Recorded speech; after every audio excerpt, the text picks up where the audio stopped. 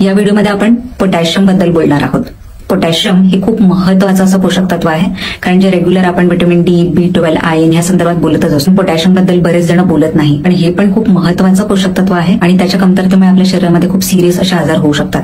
त्यामुळे हा व्हिडिओ तुम्ही स्किप करू नका, हा व्हिडिओ तुम्ही संपूर्णपणे बघा. पहिलं जे पोटॅशियमचं कार्य आहे ते म्हणजे आपले ब्लड वेसल्स म्हणजे रक्तवाहिन्या आहेत त्यांना रिलॅक्स करणं. रक्तवाहिन्यांमध्ये प्रेशर जनरेट होऊ नये त्यासाठी आपल्याला पोटॅशियमची गरज असते. आणि जर पोटॅशियमची कमतरता तुम्हाला झाली तर ह्या रक्तवाहिन्यांमध्ये कडकपणा येतो, याला आर्टेरियल स्टिफनेस असं म्हणतात. आणि या स्टिफनेसमुळे रक्तवाहिन्यांमधलं प्रेशर वाढतं आणि ब्लड प्रेशरचा त्रास होऊ शकतो. त्यासोबतच या रक्तवाहिन्यांच्या कडकपणामुळे इव्हन स्ट्रोक सारखे आजारही होऊ शकतात. त्यामुळे पोटॅशियम हे आपल्या रक्तवाहिन्यांसाठी खूप गरजेचं आहे. तर दुसरं जे आहे ते म्हणजे पोटॅशियम हे आपल्या स्नायूंसाठी किंवा आपल्या मसलसाठी पण गरजेचं आहे.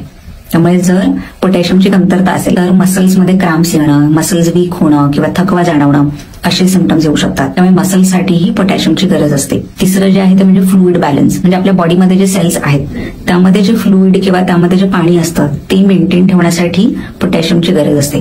सो पोटॅशियम हे एक इलेक्ट्रोलाइट आहे.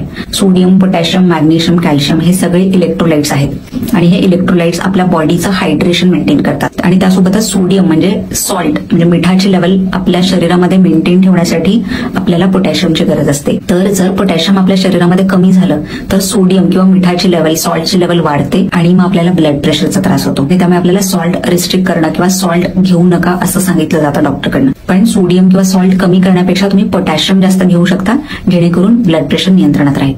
सो कुठल्या कुठल्या अन्नपदार्थांमध्ये पोटॅशियमची मात्रा जास्त असते म्हणजे स्वीट पोटॅटो म्हणजे रताळं, त्यानंतर पालक, बनाना म्हणजे केळं, दही, टोमॅटो आणि जे खूप चांगला सोर्स आहे पोटॅशियमचा ते म्हणजे नारळ पाणी. तर ह्या सगळ्या पदार्थांमध्ये पोटॅशियमची लेवल जास्त असते. त्यातले कुठले ना कुठले पदार्थ तुम्ही रेग्युलरली नक्की घेतले गेले पाहिजे.